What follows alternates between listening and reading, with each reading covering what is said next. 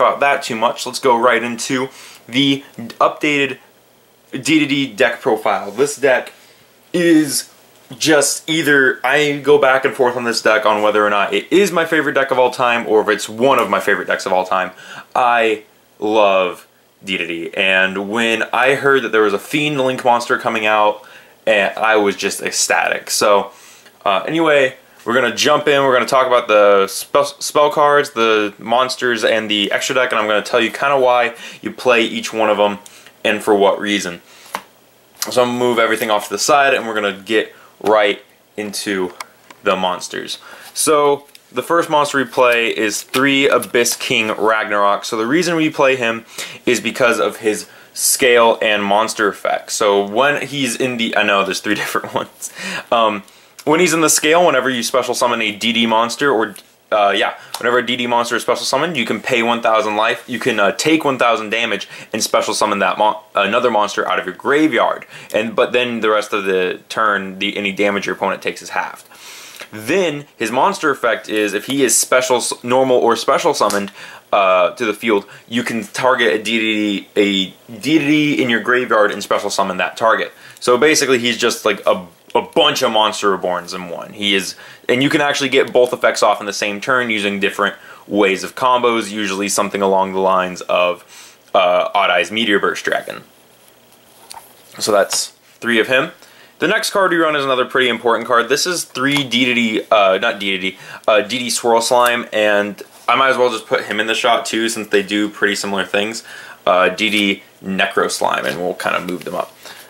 So we'll talk about Swirl Slime a little bit, because Swirl Slime's a bit more important to the deck than Necro. I've seen people cut Necro down, but what Swirl Slime does is while he's in your hand, you can discard him and another D monster to fusion summon a DD fusion monster. Then while he's in your graveyard, you can banish him to special summon a DD monster out of your hand. So that's pretty good.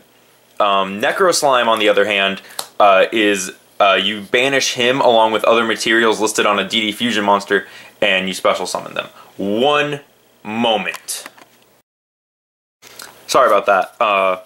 The camera ran out of space. But, so yeah, you just run him because he confused from the graveyard. He's not nearly as important anymore, but you still run him, but I might cut him down to 2 for some other cards that I'll talk about after, once I'm done with the monsters. So the next monster we run, this guy's pretty important too, and he's also a really good target for one of our other cards, that is Savant Kepler. So what Kepler is able to do is Kepler, whenever he's normal or special summon, his pendulum effect doesn't matter, by the way. Like, you're never using his pendulum effect, because he's never going to the scale. But whenever he's normal or special summoned, you can search 1 DD monster or 1 Dark Contract card from your deck to your hand. So that's pretty useful. Other than that, he's a 0/0 1-for-1, and so yeah. That's pretty good. Oh wait, no, he doesn't search. He doesn't search a DD monster. He puts a DD monster from your field into your hand. That's what he does. Sorry, doesn't search. Doesn't search. I haven't played this deck in a while. So the next card we run is probably one of the best cards in the deck, and this is DD Lamia. We still run 3 of her because she's still really good, and the synchro aspect of this deck is amazing. So for those who don't know what DD Lamia does, she's a level 1 tuner, Fiend. Basically, you can send either 1 Dark Contract or 1 DD monster, or I think it's DD card actually, from your hand or field to the graveyard to special summon her back, but banish her when she leaves the field. Now, while that doesn't sound too great off the bat, she can be special summoned in numerous amounts of ways in this deck before you actually have to use her first effect. Although, her summoning effect. Although lately, it seems to be that in Link format, you're actually using her summoning effect a lot more, especially to get her out on the field from your hand. So that's kind of sad. Next, we have some 2-ofs. These are the 2-of monsters. So this is DD Savant Copernicus. Again, the pendulum effect doesn't really matter on him because you don't really use him in the pendulum scale. But his monster effect sends any Dark Contract or DD monster from the deck to the grave. So it's a Foolish Burial for the entire deck. So that's pretty good. Well, for the entire archetype. So that's pretty good. I still run 2 DD Savant Thomas. For those who don't know what Thomas does, again, his scale effect doesn't really matter, much like most of them. But his effect is whenever he's special summoned, you can target one card in your Pendulum Scale, blow it up, and special summon one level 8 DDD monster from your... Actually, I think it's just special summon a DDD monster from your deck, but I think it's a level 8. Either way, you're usually summoning this guy or one of the other guys in the deck, and I'll show you who the other target is when we get to him. But yeah, either way, he's just here to make a quick Kali Yuga or to help with some bricky Pendulum Scale-like hands. So he's not too terrible. Next up is, before we get to the two one-ofs, we have, lastly, 2 DD Ghost. This is a level 2 DD tuner, and this card is really powerful, I feel. I feel this card is still good, although I have been sitting here and thinking of taking it out for something along the lines of, and I'll talk about, I might as well talk about them, DD Night Howl and DD, is it Baphomet? Yeah, Baphomet. Because those allow for another combo, and they also are combo extenders themselves. So these may leave the main deck. Although these are pretty good allure targets to recur some banished cards. But so it may come down to one. I don't truly know what I'm gonna do with them. And for our one-ofs, we run 1 DD Orthos because he is like an MST. His scale effect is actually relevant. You actually only put this guy in the scale. He's a level 4 tuner though, so that's kind of cool, but there's nothing really you can... There's no level 4 non-tuner in the deck, so... Oh wait, no, there's Copernicus. Copernicus is a level 4 non-tuner. Oops, sorry. Yeah, so you can actually synchro him into Siegfried. But the main reason we're playing him is because you can send one card in your spell and trap zone, I believe, to the graveyard to pop a card your opponent controls, to pop a back row your opponent controls. So he's actually pretty good. He's like an MST. And then we run 1 DDD Doom King Ragnarok. This guy's just another level 8. That's literally all he has. I've summoned this guy, but his effects are always negated, so I just overlay him. So yeah, that's the reason we play him. Anyway, that's it for the monsters. I think this monster lineup is pretty powerful, aside from the the Baphomet and the Night Howl, which may end up going in this deck. I think someone was talking to me about them and how they're better in Link format now, so they may end up going in here. I just have to find my copies.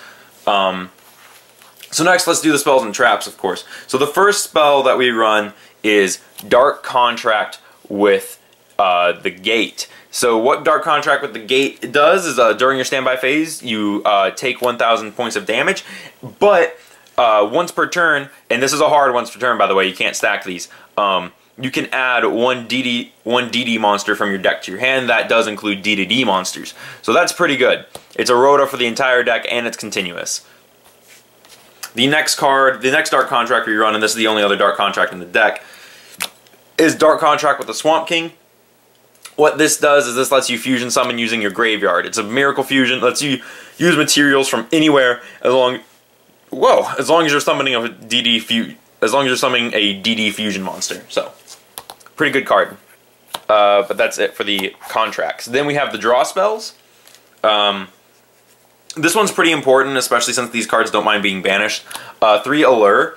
Allure is pretty powerful in this deck, just to get some extra cards in hand, but yeah, that's really all it does. It just draws. And then a card I noticed that is actually pretty well in this deck is Pot of Desires. Now you're only really wanting to resolve one of these, but when you do resolve it, it's so satisfying. This card is really good in DDDs. Next up, this is kind of a pseudo draw spell. It's a bunch of, these are all the one-of spells. 1 Pot of Acquisitiveness to recur some banish, see, and then you get a draw, see. Lots of pots in this deck. 1 copy of 1 for 1. This card is pretty good. It gets out your Lamia, it gets out your Kepler, and it puts like Necro Slime or whatever in the graveyard, so that's pretty good. 1 copy of Soul Charge. This card isn't super important to the deck, but it's nice to have in the deck. Although you are paying a lot of life points, so this may come out for something else, especially since we're also running Monster Reborn. This card is in the deck, and this is so good in D2D, like it's just insane. But yeah, that's it for the spell cards in the deck. Again, I think the spell lineup is pretty strong. I think that it's kind of low, like the spells and traps are kind of low. But anyway, for our traps, 2 Storming Mirror Forces. These could honestly be Solemn Strike if you really want it to be. It's just that you're paying so much that you don't really want to run Solemn in this deck, except for one of them, and that is, I know it's Korean, but it's Solemn Warning. This is the only Solemn Warning I have like offhand, so I had to use this one. I think I've put this in a video before too, but yeah, this was the only one I could find offhand. But I know I have another English copy somewhere. So, but yeah, Solemn Warning is another really good card to put in this deck. I think it's fine. But these could be strikes. These could be what's that trap card? The Heavy Storm Duster. There you go. That's what that could be. It could be a lot of things. It's really up to you what you put in here. But yeah, that's it for the main deck. I think this main deck is actually kind of, it's still pretty explosive. I was playing it against my friend's World Chalice deck, and while it's not super complete, it's not totally complete, it can still pull off a lot of combos, and this deck was still able to kind of hold its own. Next up is the extra deck. This is probably the most important thing of DDDs and the thing that got hit the most with Link Summoning. 2 Flame King Genghis. He's another Monster Reborn guy. 1 Oracle King D-Arc. This card gains you life points instead of having you take damage for your contract, so that's pretty good. Bayo. He is DD Beowulf. He is my personal favorite one. He gives all DDDs pierce damage, and he's a Heavy Storm on your standby phase, so he's pretty good too. And then we run 1 Oblivion King Caesar Ragnarok. This is just a comeback in case your board gets wiped. At least your monsters get wiped, but you still have your contract with the Swamp King. You can fuse into this and then swing into your opponent, steal one of their monsters. This doesn't, I don't believe this targets actually, and then you can just like beat over something huge. So he's really good, especially with 3,200 attack points. So yeah, that's the fusion monsters.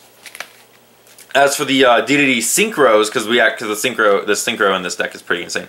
You run 2 Gus King Alexander. He's a slightly restricted Monster Reborn, but that's fine. And 1 Curse King Siegfried. This card is dope.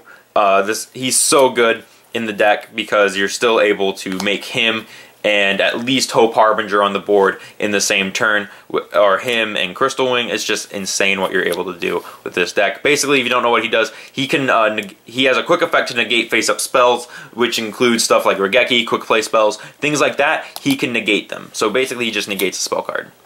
But yeah, Siegfried is really good. And for the non-DDD synchros, 1 copy of Formula to draw a card, and he's level 2 tuner. 1 copy of Meteor Burst Dragon to special summon Ragna out of the Pendulum Zone, and 1 copy of Crystal Wing because we still want to be able to do that. So yeah.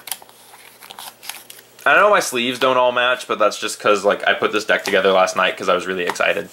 And as for our Xyz monsters, we only have 2.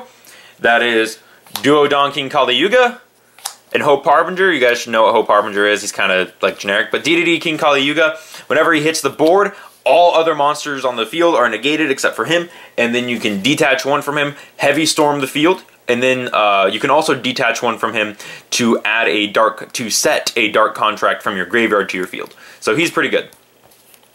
I like him.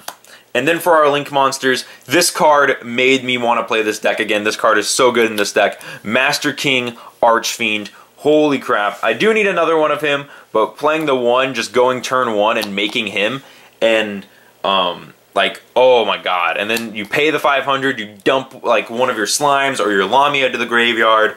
It's just, he's so good in the deck. This card was needed for DDDs, and I think people underestimated how good he was going to be in the deck. And then for our other Link monster, Proxy Dragon, kind of basic, but yeah, Master King Archfiend in this deck. Holy crap, that card is so good. But yeah, like I said, I think the only monsters I would actually take out are like, I might cut Necro Slime down a few, down by like 1, and then I might cut the Ghost down by 1 to put in the, what was it? It was the Baphomet and the Night Howl, because I feel that those cards kind of can help work in Link format. But anyway, tell me what you think of this deck. Tell me what you think I can do to make it better, because I would love to play DDDs again. I know the deck is slightly outdated at this point, but good God, is this deck so much fun to play again. Anyway, I want to thank you guys for watching. This has been Not Lammers of Invoked 101, and I will see you guys in the next video.